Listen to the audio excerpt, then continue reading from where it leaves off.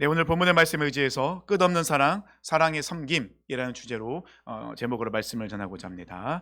자, 5월은 주제가 바뀌었습니다. 다시 섬김의 자리로 우리가 매달 주제가 우리가 바뀌고 있죠. 그래서 이번 달은 섬김에 대한 주제로 말씀을 나누고자 합니다. 섬김, 모르는 분들은 안 계시죠. 다 각자의 자리에서 무엇인가 하나씩은 섬기고 있다는 것입니다. 진정한 섬김이 무엇인지, 그리고 어떻게 하는 것이 정말 섬기는 것인지 제대로 확실히 알려면 정말 섬김의 삶을 사셨던 예수님의 모습을 보면 된다는 것입니다. 우리가 섬길 때도 보면 항상 내 기준, 내 안에서, 내 생각 안에서 섬기는 경우가 많다는 것입니다. 그러다 보면 이 섬김이 도리어 아픔이 되기도 하고 어려움이 되고, 또는 이 섬김이 지치기도 해요. 섬기다가 상처받는 분도 많고 또 지쳐 무너지는 경우도 있다는 것입니다. 그러면 5월달은 이 섬김, 그러니까 진정한 섬김이 무엇일까? 그럼 예수님께서 섬기셨던 그 모습, 무엇을 우리가 보고 따라가야 될지 그것을 함께 나누고자 합니다. 예수님께서는 이 땅에 오신 분명한 목적, 그 이유를 알려주셨어요. 마가복음 10장 45절에 보면요, 인자가 온 것은, 인자는 예수님의 별명이기도 하고 예수님의 지칭이기도 합니다. 인자가 온 것은 섬김을 받으려 함이 아니라 도리어 섬기려 하고 자기 목숨을 많은 사람의 대속물로 주려 함이니라. 아멘. 예수님께서는 이 땅에 오신 분명한 목적, 그 이유가 섬김이라는 것입니다. 그러니까 예수님은 섬김만 하러 이 땅에 오신 것은 아니죠. 그런데 이 섬김 안에는 그 예수님의 사랑과 또 예수님에게 베푸신 은혜와 그 모든 것이 다 들어가 있다는 것입니다. 그 예수님께서 이 땅에 오신 이유를 우리를 섬기러 오셨다 했는데, 그럼 이 섬김이라는 단어가 무슨 뜻일까? 원어적으로 보면요, 헬라어로 이 섬기다라는요, 디아코네아예요. 디아코네오. 이 무슨 뜻이냐면요, 시중 졸다, 봉사하다 라는 뜻이 있다는 것입니다.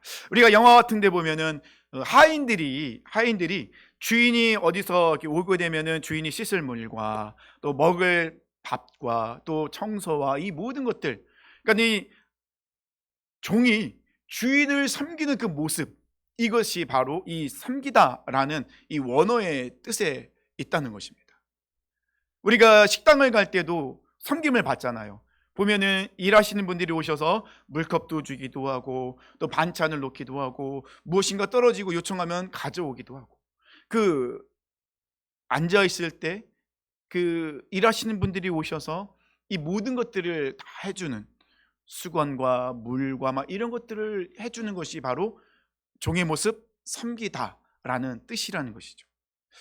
사실 이 모습, 이 섬기다라는 모습이 예수님께서는 좀 맞지 않는 모습이기도 해요. 왜냐하면 이 섬기다라는 것은, 종이라는 것은 주인, 자기보다 높은 사람을 섬기는 것을 뜻하는 것이거든요. 그런데 대접하는 걸 뜻하는데, 예수님은 이 땅에 종으로 섬기러 오셨다는 거예요. 근데 예수님은 본질상 하나님이셨어요. 우리가 삼위일체 하나님을 이야기하잖아요. 성부 하나님, 성자 예수님, 성령 하나님. 그래서 이분들은 본질상 천지를 창조하신 하나님이시라는 거예요. 그러면 예수님은 이 천지를 말씀으로 창조하신 창조주 하나님이세요. 그 말은 예수님은 전지전능하시다는 거예요. 말씀 한마디면은 모든 것을 다 하실 수 있는 그런 분이 바로 예수님이세요. 그러면 왕이신, 이 천지의 주인이신 예수님의 자리는 어디 있겠습니까? 저 말석, 주인, 종들이 머무는 그런 허름한 말석이 아니라 우리 예수님이 원래 앉아 계셨던 것은 하늘 보좌이라는 거예요. 왕이시니까요. 그 보좌에 앉으셔서 모든 걸 다 다스리시던 그 예수님이 지금 이 땅에 종으로 오셨다는 거예요. 누굴 위해서요? 우리를 위해서, 나를 위해서, 나를 섬기기 위해서 이 땅 가운데 오셨다는 것입니다. 예수님이 그냥 심심해서 오신 게 아니에요. 그냥 하늘 보좌에 앉아 있으니까 너무 심심해서 오신 게 아니에요. 사람들이 어떻게 살아가나 궁금해서 그것을 이렇게 보러 오신 것도 아니세요. 예수님은 신이시기 때문에 당연히 찬양과 경배와 예배받게 합당하신 분이시지만, 그런 섬김을 받으셔야 될 그 주인이신 창조주 하나님이신 예수님께서 그 모든 걸 다 포기하고 내려놓고 우리를 섬기고자 이 땅 가운데 육신의 몸을 입고 오셨다는 것입니다. 우리는 한계를 갖고 있어요. 육신의 몸을 입고 있으면, 그죠? 배가 고픕니다. 시간 지나면, 저 아침을 안 먹어서 좀 되게 배고파요. 말을 하다 보면 목이 말라요. 목이 마르니까요. 그러면 물을 마셔야 돼요. 밥을 먹어야 됩니다. 피곤하니까 잠을 자야 돼요. 우리는 이렇게 한계를 갖고 살아갑니다. 근데 예수님은 무한하신 분이셨어요. 주무실 필요도 없고 무엇인가 드실 필요도 없고 고통과 슬픔과 아픔 겪으실 필요가 없으신 분이셨어요. 그런데 그 예수님께서 우리를 섬기러 오시기 위해서 우리와 똑같이 이렇게 유한한 몸으로 오셨어요. 아프셨고 눈물 흘리셨고 배고프셨고 피곤하셨고 고통당하셨고, 그러실 이유가 전혀 없으신 예수님이 우리를 섬기고자 이 땅 가운데 오셨습니다. 빌립보서 2장 6절에서 8절까지 말씀입니다. 그는, 예수님을 이야기합니다, 근본 하나님의 본체시나 하나님과 동등됨을 취할 것으로 여기지 아니하시고 오히려 자기를 비워 종의 형체를 가지사 사람들과 같이 되셨고 사람의 모양으로 나타나사 자기를 낮추시고 죽기까지 복종하셨으니 곧 십자가에 죽으심이라. 그렇게 하실 필요가 전혀 없으신 예수님이 우리를 위해서 하나님과 동등됨을 취할 것을 여기지 아니하시고 그 모든 걸 다 포기하시고 권리와 그 능력을 다 내려놓으시고 똑같이 이 땅에 종의 형체로 오셔서 죽기까지 우리를 사랑하시고 섬겨주셨다는 거예요. 그런데 예수님은 말로만 한 게 아니잖아요. 사실 우리가 말로만 할 때가 되게 많아요.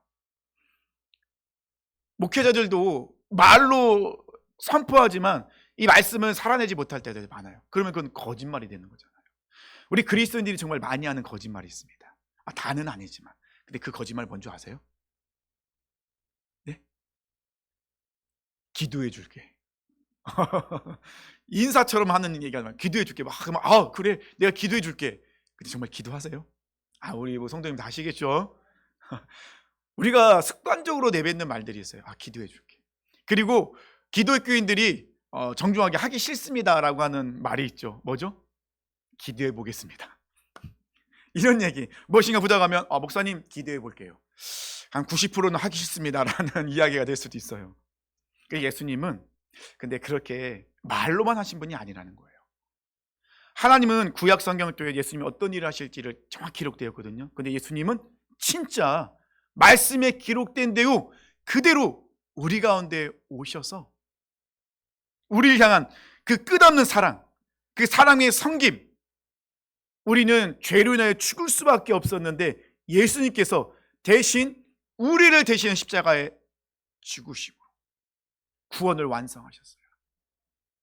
내가 너희를 사랑해, 내가 너희를 섬길 거야 라고 말씀하신 것이 아니라 직접 그 십자가에서, 그 구원의 십자가에서 물과 피를 쏟으시고 죽으심으로 그 모든 것을, 사랑과 섬김을 완벽하게 이루시고 본을 보여주셨다는 것입니다. 오늘 본문의 말씀 보니까요, 우리가 구원받기 전의 상태가 어떤 상태인지를 이야기하고 있습니다. 1절 말씀 보니까요, 그는, 예수님을 이야기합니다, 허물과 죄로 죽었던 누구를요? 우리를 살리셨도다. 우리는 죄를 지어서 죄인이 아니에요. 우리는 태어날 때부터 원죄, 죄를 갖고 태어나요. 그러다 보니 우리는 죄를 짓기 싫어도 나도 모르게 죄를 지을 때가 많아요. 미워하기 싫은데 미움이 찾아와요. 욕심 부리고 싶지 않은데 자꾸 욕심이 들어와요. 우리 아이들 얼마나 이쁩니까? 아무도 아이들에게 거짓말, 욕심, 시기질투 안 알려줬습니다. 근데 우리 아이들은 본능적으로 욕심 부립니다. 본능적으로 동생을 때리기도 하고 미워하기도 해요. 본능적으로. 그 말은 뭡니까? 우리는 죄를 갖고 나는 죄인이에요. 죄를 지어서 죄인이 아니라 모든 사람이 다 죄를, 원죄를 갖고 태어났기 때문에 죄의 유혹에 빠질 수밖에 없는 거예요. 죄에 자꾸 무너지고 넘어지게 되는 거예요. 그래서 사도 바울은 그 얘기를 합니다. 당신들은, 우리는 죄인입니다. 허물과 죄, 이 두 가지로 나누고 있어요. 우리가 죄인인데 우리의 모습은 허물과 죄로 인하여 죽었던, 그러니까 그 심판받아 죽었다는 거죠. 죄에 대해 죄의 삭은 사망이고 이 사망에 대한 건 심판인 것이죠. 그러면 왜 사도 바울은 허물과 죄를 것을 나눴을까? 이 허물은요, 원어로 파랍토마신이라고 합니다. 뜻은 뭐냐면요, 곁에서 떨어짐. 쉽게 말씀드리면 실제적으로 이 표준 기준에서 어떻게 해요? 벗어나 있는 것. 이것을 허물, 원어적으로 보면 허물이라고 이야기합니다. 죄는요, 많이 들어보셨습니다. 하마르티아라고 이야기합니다. 관역에서 벗어나 있는 거예요. 관역을 맞춰야 되는데 관역에서 벗어나요. 그러면 허물과 죄 비슷한 말이잖아요. 공통적으로 이야기하고 있는 게 뭐죠? 표준. 그 기준에서 어떻게 해요? 벗어나 있다는 거예요. 죄라는 것은 우리가 반드시 살아가야 되고 기준 삼아야 될 표준, 그 기준에서 어떻게 해요? 멀어져 있는 거예요. 벗어나 있는 거예요. 그 기준을 맞추지 못하고 기준대로 살아가지 못하고 있는 것이 바로 허물, 죄라고 말씀하고 있다는 것입니다. 그러면 우리의 기준, 우리의 표준 무엇일까요? 성경을 캐논이라고 부릅니다. 이 캐논은 뜻은 잣대라고 돼요. 기준이 되는 거예요. 그래서 우리 삶의 기준은요, 하나님의 말씀입니다.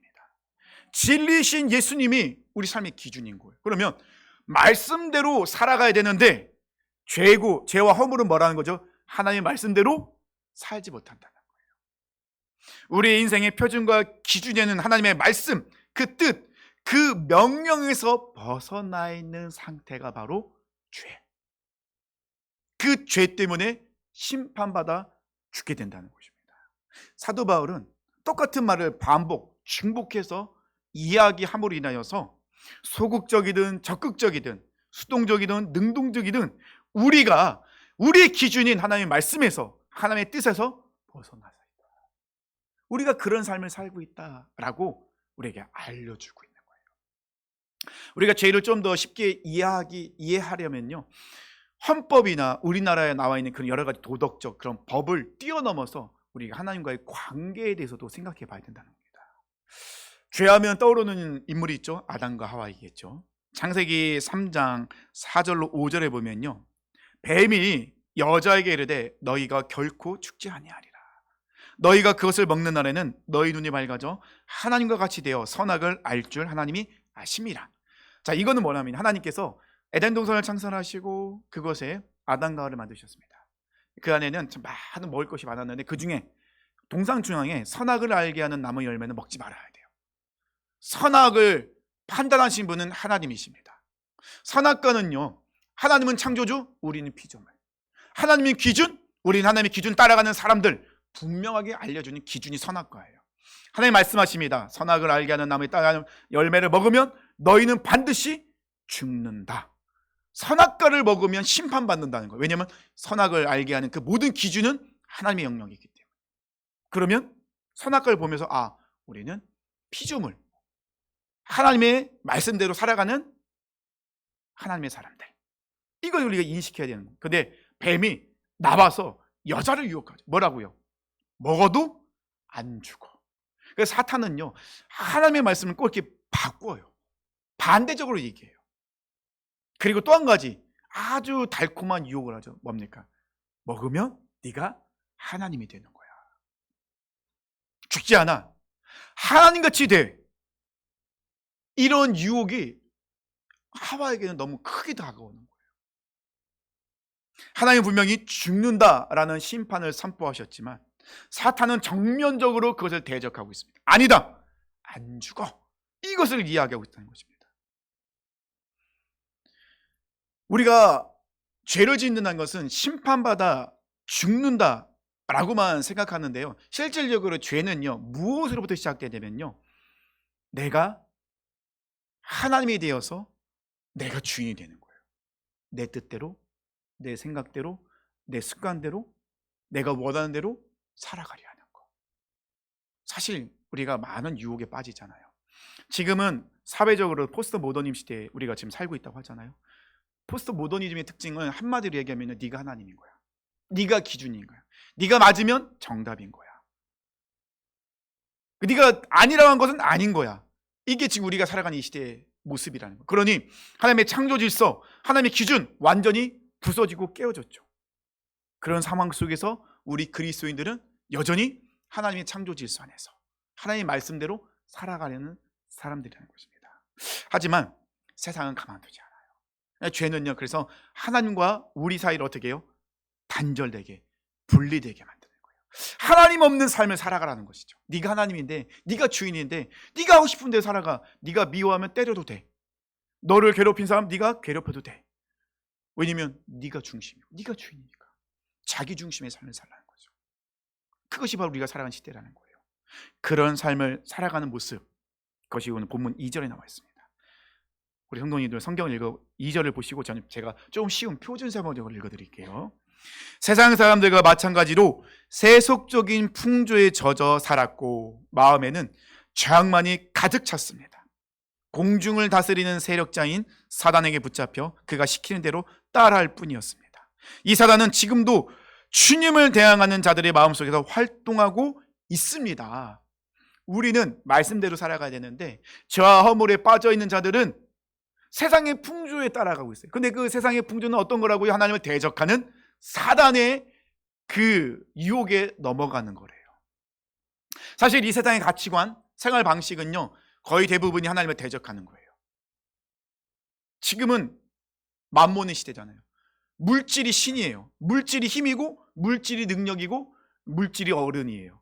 돈만 많으면 다 어른이 되는 거예요. 이런 시대에 우리는 지금 살아가고 있습니다. 자기 중심이잖아요. 뭐든지. 돈을 버는 이유도 내가 잘 먹고 잘 살기 위해서. 저 고등학교 때 선생님들이 항상 하는 말씀이 있어요. 너 공부해서 남주냐? 네가 공부해야 다른 사람보다 더 뛰어나서 네가 잘 먹고 잘 살 수 있지. 근데 우리 그리스도인들 그렇게 얘기하면 안 되죠. 뭐라고 얘기하죠? 공부해서 남줘야죠.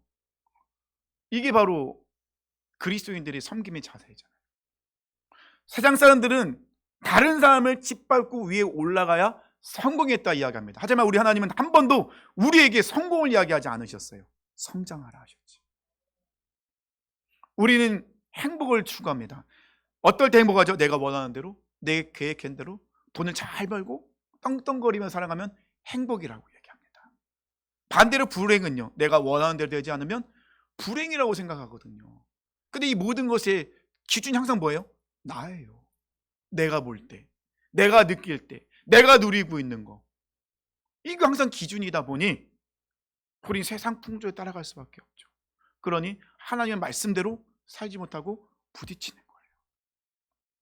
이럴 수밖에 없다는 것을 사도 바울은 분명히 얘기합니다. 하나님을 대적하는 공중의 권세 잡은 자들이 영향력을 행사하고 있으니 그렇게 살아갈 수밖에 없는 거다. 그래서 끊임없이 사람들과 대적하게 만듭니다. 사도 바울은 3절 말씀을 통해서 그 누구도 예외 없이 모든 사람은 본질상 진노의 자녀였다는 거예요. 진노의 자녀였다는 건 뭐죠? 심판의 대상이었다는 것입니다. 로마서 3장 10절로 12절 말씀 보면요, 기록된 바 의인은 없나니 하나도 없으며 깨닫는 자도 없고 하나님을 찾는 자도 없고 다 치우쳐 함께 무익하게 되고 선을 행하는 자도 없나니 하나도 없도다 라고 사도 바울은 탄식하면서 이야기합니다. 이 탄식은요, 사도 바울이 다른 사람을 보면서 했던 것이 아니라 자기 자신을 보면서 얘기했던 거예요. 아, 오라 나는 공고한 자로다. 이 사망의 모습 누가 나를 건져내랴. 내 자신을 보니까요, 의인이 될 수가 없는 거예요. 하나님의 뜻대로 살지도 못하고 깨닫지도 못하고 그저 세상의 풍조에 따라가는 나의 모습을 보니 사도 바울이 탄식하며 부르짖고 있는 거예요. 사도 바울의 탄식만인가요? 우리의 모습도 똑같다는 거죠. 우리도 그렇게 살아갔다는 것입니다. 자꾸 육적인 본성에 이끌려 얼마나 살아갑니까? 그 지금 뭐 드라마나 영화를 보면 맨날 사이다 이런 얘기 하잖아요. 그렇게 억압받다가 무엇인가 그 사람들을 뒤집어 엎어지면은 와, 통쾌하다라고 하는데, 근데 그것도 가만히 보면요, 진짜 그것이 통쾌한 것일까요? 그들이 외치는 정의는 누구를 위한, 그 기준의 정의의 기준이 무엇이냐는 거죠. 우리는 자꾸 그것에 너무나도 쉽게 끌려간다는 것입니다. 우리가 이렇게 살아가면은 결국은 우리가 걷는 그 발은 심판의 길로 가까워질 뿐이라는 거예요. 오늘 보면 4절과 7절 말씀 보니까요, 긍휼이 풍성하신 하나님이 우리를 사랑하신 그 큰 사랑을 인하여 허물로 죽은 우리를 그리스도와 함께 살리셨고 너희는 은혜로 구원을 받은 것이라. 또 함께 일으키사 그리스도 예수 안에서 함께 하늘에 앉히시니 이는 그리스도 예수 안에서 우리에게 자비하심으로써 그 은혜의 지극히 풍성함을 오는 여러 세대에 나타내려 하심이라. 복잡한 것 같지만 하나님이 우리를 끝까지 사랑하시고 그 사랑으로 우리를 절대로 포기하지 않으신다는 것입니다. 그 은혜로 통하여 우리는 구원받았다. 우리가 무엇인가를 잘해서 능력이 있어서 아니라는 거예요. 모든 것이 하나님의 은혜인데, 근데 이 모든 은혜를 누굴 통해서 이루셨냐? 바로 예수님을 통해서. 예수님을 하늘 보좌에 올리신 것처럼 우리도 예수님과 함께 그렇게 하시겠다 약속하신 거예요.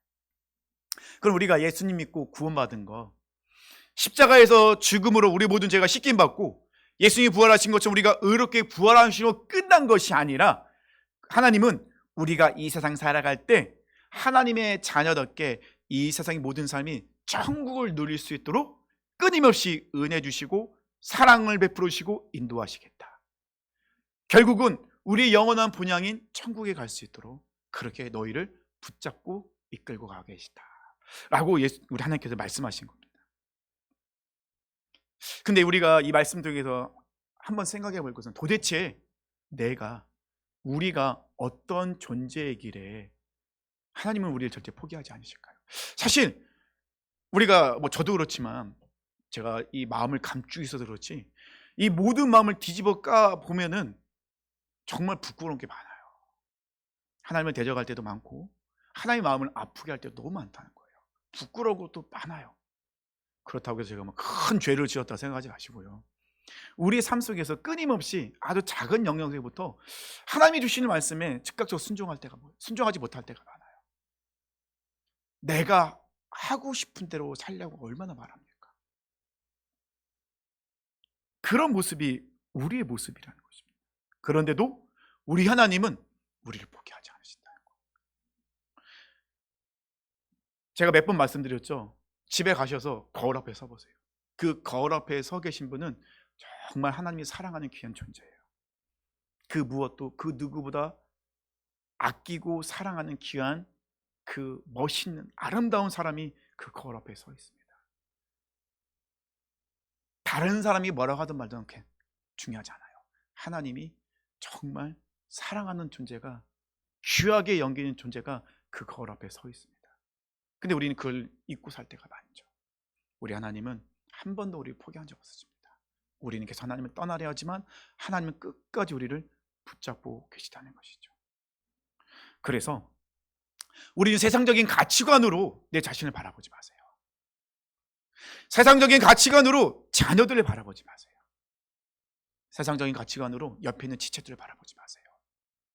우리는 하나님의 관점으로 내 자신을, 내 사랑하는 자녀들을, 옆에 있는 지체들을 바라봐야 돼요. 그러면 정말 사랑스럽고 존귀한 자들임을 알 수 있죠. 8절과 9절 말씀 보니까요, 너희는 그 은혜에 의하여 믿음으로 말미암아 구원을 받았으니 이것은 너희에게서 난 것이 아니요 하나님의 선물이라. 행위에서 난 것이 아니니 이는 누구든지 자랑하지 못하게 함이라. 선물이에요. 값없다 의로우심을 받았어요.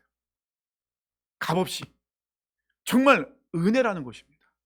그러면 교만할 수도 없고 자랑할 수도 없는 거예요. 우리는 그저 감사한 거죠. 내가 무엇을 잘해서, 내가 예배를 잘 드리기 때문에, 헌금을 많이 하기 때문에, 헌신을 많이 하기 때문에 구원받는 게 아니라는 거예요. 구원받았기 때문에 예배자로 쓸 수 있는 거고, 하나님의 사랑 헌신이 있었기 때문에 우리는 이 삶 속에서 은혜를 누리며 살아갈 수 있다는 것입니다. 우리가 구원받는 방법 오직 하나밖에 없죠. 바로 예수님밖에 없습니다.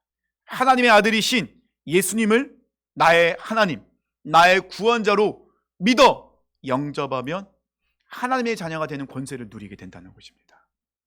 하나님께서 약속하셨던 그 모든 것을 예수님께서 끝없는 사랑과 그 십자가의 사랑의 섬김을 통하여 이루셨다는 것입니다. 그러니 우리가 예수님 아니고는 우리에겐 능력도 어떤 방법도 없다는 것입니다. 그럼 제가 오늘 말씀을 좀 여러 가지 복잡하겠지만 세 가지로 간략하게 정리해 드릴게요. 첫 번째는요, 예수님의 오심은 죄인은 나를 위해서, 나를 섬기기 위해서 이 땅에 오셨다는 겁니다. 그 높고 높은 보좌에 계신 왕이신, 창조주신 하나님이신 예수님께서 그 모든 것을 다 버리시고 나를 섬기기 위해서, 우리를 섬기기 위해서, 우리를 살리기 위해서 낮고 낮은 이 땅 가운데 오셨다는 것입니다. 그 섬김으로 인하여 우리는 구원받아 하나님의 자녀가 되는 권세를 누린다는 거죠. 예수님께서는요, 낮아지셨어요. 세상은 높아지려 하지만 예수님이 가신 그 길은 낮아지는 길이에요. 예수님은 하나님의 아들이셨기 때문에, 하나님이셨기 때문에 모든 권세와 능력을 행할 수 있지만 한 번도 사용하지 않으십니다. 모든 걸 다 포기하고 내려놓고 우리를 세우시기 위해서, 우리를 세우시기 위해서 종으로 십자가에서 사랑의 섬김을 이루셨어요. 두 번째는요, 예수님의 사랑의 섬김은 곧 희생이었습니다. 자기 목숨을 많은 사람의 대속물로 주려 함이니라. 섬김은 단순한 봉사가 아니라 자기 생명을 내어주는 사랑이라는 것입니다. 예수님은요, 십자가에서 예수님을 죽이는, 침을 뱉고 따귀를 손바닥을 때리고 조롱하고 모욕하는 그 모든 사람을 끝까지 사랑하고 품어주고 용서하셨어요. 주님, 저들은 자기들이 하는 그 모습을, 짓을 모르고 있습니다. 저들을 용서하여 주시옵소서. 사랑의 희생을 통하여, 그 섬김을 통하여서 예수님은 모든 영혼들을 품어내셨다는 겁니다. 예수님께서 십자가에서 물과 피를 쏟으시고 대속제물로 죽으심으로 우리는 나음과 회복과 구원을 얻어 누리게 되었습니다. 마지막 세 번째는요, 우리도 섬김의 삶으로 부르심을 받았다는 겁니다. 요한복음 13장 15절에 보면요, 내가, 예수님이 말씀하신 너희에게, 제자들에게요, 내가 너희에게 행한 것 같이 너희도 행하게 하려 본을 보였노라.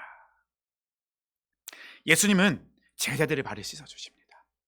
그리고 말씀하시죠, 내가 너희의 발을 씻어준 것처럼 너희도 서로의 발을 씻어줘라. 예수님은 말로만 외친 분이 아니셨어요. 직접 삶 속에서 사랑과 희생의 섬김으로 본을 보여주셨습니다. 목숨을 내어주시는 그 사랑의 섬김과 희생이 우리를 살리셨어요. 그 십자가의 길이 있었기 때문에 우리는 생명의 길로 갈 수 있다는 것입니다. 예수님을 따른다는 것은, 예수님을 믿는다는 것은 그 섬김의 길을 따라가는 거예요. 진정한 섬김의 위대함은 높아지는 것이 아니라 예수님처럼 낮아지는 거예요. 나를 위한 것이 아니라 하나님을 위해서 다른 영혼들을 돌보고 섬기는 것. 이것이 바로 예수님이 우리에게 보여주신 그 끝없는 사랑, 사랑의 섬김의 모습이라는 것입니다. 사랑하는 성도님들, 기억하십시오. 우리 성도님들 정말 소중하신 분들이에요. 하나님이 절대 포기하지 않는 분들이에요. 우리 사랑하는 성도님을 살리기 위해서 그 하나님의 아들을 이 땅에 보내주셨어요. 우리 성도님을 살리기 위해서 예수님은 낮고 낮은 이 땅에 오셔서 십자가에 죽기까지 희생하시면서까지 우리를 섬겨주셨어요. 그 섬김이 있었기 때문에 우리는 이렇게 예배자로서 삶 속에서 살아갈 수 있습니다. 그러면 우리의 삶, 교회의 모습은요, 예수님처럼 사랑하고 섬기는 모습이 있어야 된다는 것입니다. 우리 힘으로는 부족해요. 어려워요. 힘들어요. 사실 우리 교회 섬기던 한 그 형제 자매가 있었습니다. 좀 몸이 불편한 형제 자매죠. 근데 다른 교회로 옮겼어요. 우리가 정말 많은 부분을 도와줬습니다. 청소도 해주고 필요한 것도 공급해주고 여러 가지. 인간적인 마음으로 생각하면 괘씸해요. 우리가 그렇게 기도하고 섬겨주고 사랑해줬는데, 인간적인 마음, 세상적으로 볼 때. 근데 하나님은요, 아니에요. 그래도 우리는 그 영혼을 품어야 된다는 거죠. 우리가 간섭하는 거, 도와주는 거 싫다고, 자기 마음대로 뜻대로 살고 싶다고 다른 교회를 갔어요. 그래도 우리는 포기하지 않고 그 영혼을 위해서 기도해야 됩니다. 그 영혼이 다시 돌아오면요, 다시 품어줘야죠. 우리는 기다리는 사람들이잖아요. 그것이 할 수 있는 이유는 예수님 먼저 우리를 이렇게 사랑하시고 섬겨주셨기 때문에. 그래서 우리도 사랑하고 섬길 수 있습니다. 내 힘으로 하지 마세요. 지칩니다. 상처 주고 상처받습니다. 하지만 예수님의 마음으로, 예수의 충만해서 예수님께 가까이 나가서 우리가 사랑하고 섬긴다면 가능합니다. 그것이 바로 예수님께서 우리에게 알려주신 제자의 길, 좁은 길, 예수님께서 따라오라 말씀하신 생명의 길입니다. 그래서 우리가 다시 한번 결단하며 나갔으면 좋겠습니다. 지체를 사랑하며 섬기는 것이, 내 사랑하는 자녀들을 사랑하며 섬기는 것이, 더 나아가서 나를 하나님 아버지의 마음으로 사랑하고 섬기는 것이, 그것이 바로 하나님을 사랑하는 모습이며 제자의 모습이라는 것입니다.